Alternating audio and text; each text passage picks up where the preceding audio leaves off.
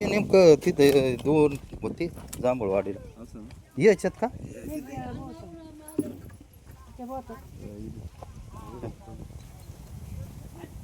ईद मध्ये जायले काय तेव्हा तिथे हायवर थांबा थांबा राहतो ते पळ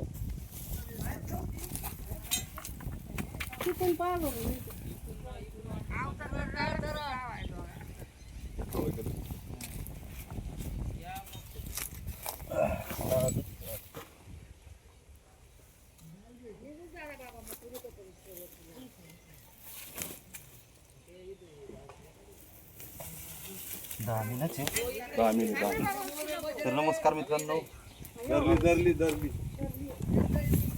लय मोठी आहे.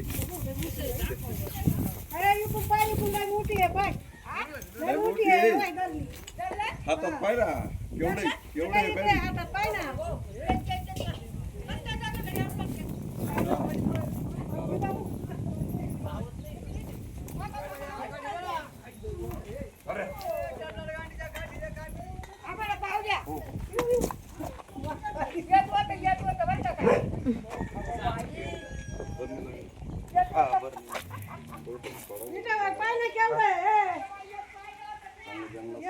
हा ना ती परम तिकडे या का बरणी पायरी नाही तर मग गोणी असली तर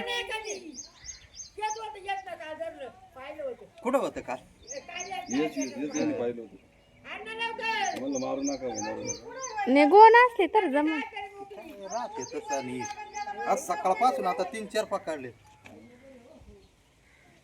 तर नमस्कार मित्रांनो जय आदिवासी जय शिवराय जय शिवालाल तर आज आम्ही दरेवाडी येथे आमचे मित्र सुनील शेट्टी आव्हाड यांच्या गायंच्या गोठ्या शेजारी साप येऊन बसलेला होता तर असे साप पाऊस झाल्यामुळं त्यांच्या होलात पाणी गेल्यामुळं ते बाहेर निघतात आणि त्यांच्या अन्नाच्या शोधात घराच्या आजूबाजूला येऊन बसतात तर सर्व शेतकरी मित्रांना विनंती आहे की प्रत्येकाने काळजी घ्या असं गायांना चारा पाणी करताना किंवा शेतात काम करताना अचानक हात घालू नका आजूबाजूला लक्ष द्या तरच हे करा नाही बसणार त्याच्यात नाही बसणार गोनपट असलं तर गोनपट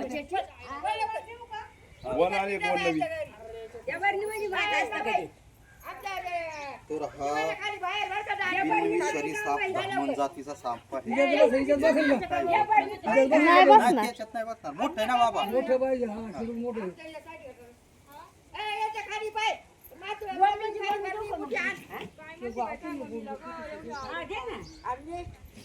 आणि कस काय पाहिला कोण पाहिला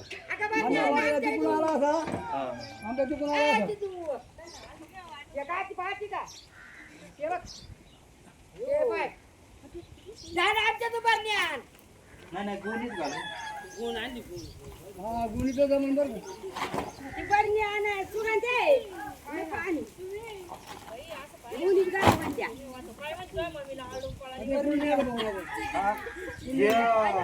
आपले गंगापुरी नाही का तिथं फॉरेस्ट केंद्र आहे ना तिथं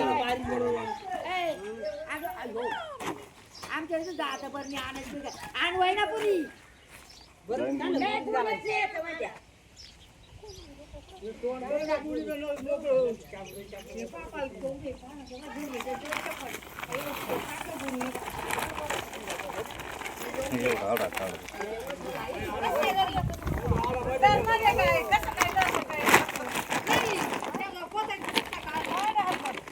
हाताने धरून जाऊ मित्रांनो पकडण्यासाठी मदत झालेली आहे सर्वांनी लक्ष ठेवल्यामुळे साप पकडण्यासाठी खूप सोपं गेलं तुम्ही पण असे साप दिसले तर जवळ जाऊ नका लांबून लक्ष ठेवा आणि जवळच्या प्राणी मित्राला कॉल करा ते येऊन पकडून सुरक्षित जंगलात होतील जेणेकरून आपलाही धोका टळेल आणि त्याचा जीव वाचेल आणि साप हा मुद्दाम होऊन हे करत नसतो चुकून त्याच्यावर पाय पडला किंवा आपण मारण्याचा प्रयत्न केला तर तो त्याचा जीव वाचवण्यासाठी चावा घेण्याचा प्रयत्न करतो आणि चुकून जाऊन झाला तर लवकरात लवकर हॉस्पिटलमध्ये जा असं तंत्रमंत्र झाडपाला किंवा भगत याच्यात वेळ वाया घालू नका आपल्या ग्रामीण भागात माहिती नसल्यामुळं लोक जास्त करून तंत्रमंत्र झाडपाल्या विश्वास ठेवतात आणि वेळ वाया घालवतात.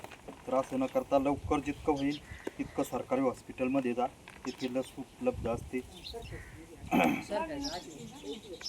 तर तुमच्या सर्वांचं खूप खूप अभिनंदन आमच्या यूट्यूब चॅनलमध्ये. आमचा यूट्यूब चॅनल आहे साकोरची गावरान शेतकरी जोडी. या चॅनलला सबस्क्राईब करा, लाईक करा, शेअर करा, व्हिडिओ एकूण मेळाला पाठवीत जा, जेणेकरून तुमच्यामुळे एखाद्याचा धोका टळू शकतो, जीव वाचू शकतो.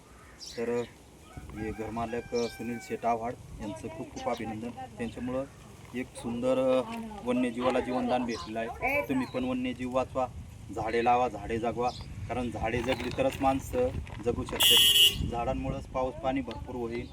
आणि ह्या वर्षी आपल्याला जो टेम्परेचरचा सामना करावा लागला, आज जर झाडतोड चालू राहिली तर खूप त्रास सहन करावा लागेल मानव जातीला.